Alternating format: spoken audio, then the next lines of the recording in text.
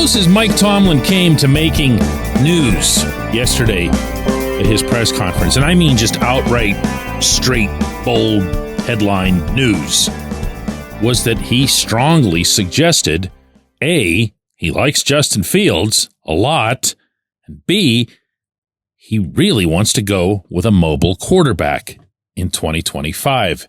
Good morning to you. Good Wednesday morning. I'm Dejan Kovacevic of DK Pittsburgh Sports. This is Daily Shot of Steelers. It comes your way bright and early every weekday. If you're into hockey and or baseball, I also offer daily shots of Penguins and Pirates in the same place that you found this. Tomlin made 3 real points as it related to the quarterback position yesterday. The 2 that I just cited, and a third one in which he appeared to acknowledge and accept the wording of a question that was put his way about the Steelers' various early exits and the number of quarterbacks that they've deployed since Ben Roethlisberger, and those not being a coincidence. Now, if you take all 3 of those things and then highlight the part where he said this about how Fields impressed him over the 2024 season. I thought that the way that he managed his professional circumstance was really impressive. I thought he brought an urgency to his day-to-day work regardless of his role. I thought he got continually better within our system of ball throughout the process. I thought the way he conducted himself makes that a legitimate thought or idea at this juncture. And then you go back and remember that when Fields was 4-2 and was sent to the sideline in favor of Russell Wilson, he went there with 1 interception to his name. And remember, that was supposed to be his great undoing. He went there with his team very much behind him. And by the way, don't forget that it was Tomlin who brought up on his own in public that he was the, quote, Lone Ranger, end quote, in choosing Wilson over Fields at that juncture. And his explanation at the time was that he didn't want to confuse being very good with great. Remember that? Okay. So now, with Tomlin and Omar Khan and Andy Weidel and everybody facing the reality that both of the quarterbacks they currently have in the fold are going to be free agents. And if they were to both leave, the Steelers would just be one of, I don't know how many teams entering a bidding war for Sam Darnold, because that's what the market looks like.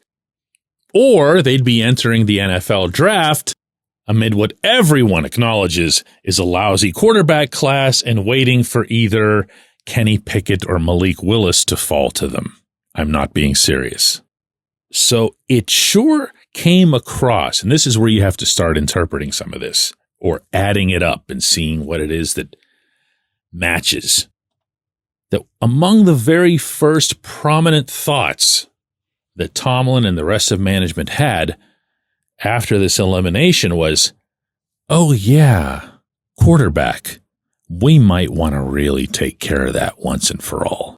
And it's at that point, and you can just kind of imagine this, where all of the people who made Tomlin be the Lone Ranger put their hands on their hips and tilt their head at him and say, and? Now, far be it from Tomlin to stand there in front of that room and say, you know what, I totally blew it with that decision. And actually, that would be terribly classless, so I'm not even being serious. But what ended up happening was Russ obviously looked great for a handful of weeks, and then he looked like he was 36 years old for the next handful of weeks, and or was beaten down by this offensive line.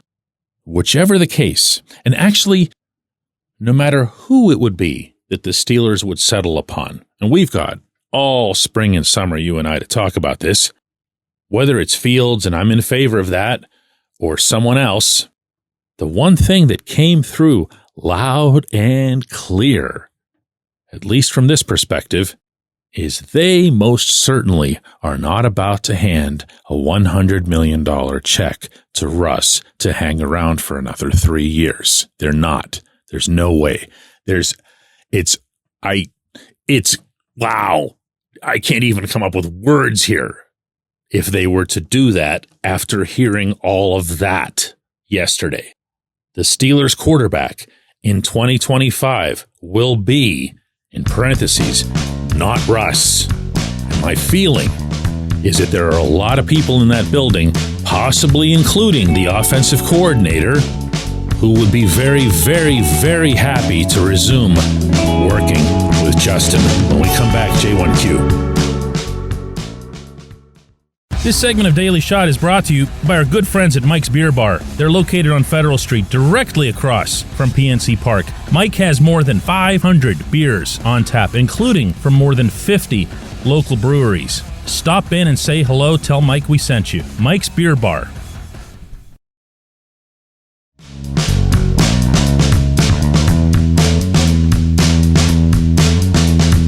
Today's J1Q comes from Mike, who says, DK, why does everyone continue to believe what Mike Tomlin says? He never follows through with his comments. Quarterback mobility is important. That means as much as last year's comment that he made that the Steelers quarterback of the future was in the building right now. You know what, Mike? You're right. You're right.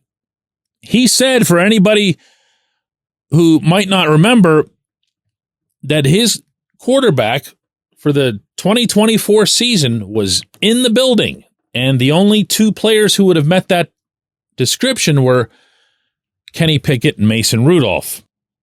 That obviously ended up not being the case.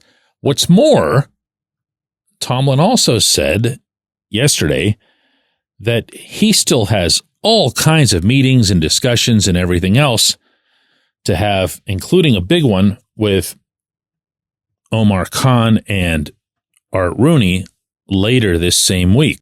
Now, I don't have a vote in this sort of thing, but if I did, I'd rather, from a reporter standpoint, talk to Tomlin in another week or two than I would now. But that's how this has always been set up. He shows up a couple days after the season, and that's why, as I mentioned to you on yesterday's show, in predicting how most of this would go, he'll say, we haven't gotten to that yet. We haven't talked about that yet. We haven't done this or that. That's how he handled all the stuff with the coaches. That way, when the coaches do get fired, he doesn't have to answer questions about why the coach got fired. It's the main reason this happens this way. So now, if they were to fire Terrell Austin or Pat Meyer or whoever, they could do that later today, and there's no comment accompanying it. There's just an announcement.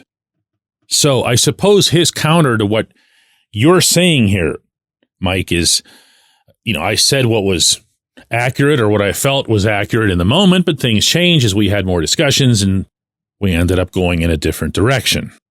But there's a difference between saying something, really specific. And you might remember that Art Rooney also said that the Steelers believed in Mason Rudolph and would like to bring him back, which also didn't happen. There's a difference between that and saying that we value quarterback mobility. Now, Tomlin went out of his way yesterday to stress that he said that in the past too. He didn't just come upon that particular stance, but there are quarterbacks, great quarterbacks in the NFL who are not mobile. And there are a bunch of them on very good teams, some of the best teams who are. And this season, this is just me now, okay? This season, in getting to experience one who is mobile and one who used to be and still thought he was, I'm here to say it was a pretty meaningful difference. Steelers would have, let's say 2nd and goal at the 4. They were in. You knew they were in.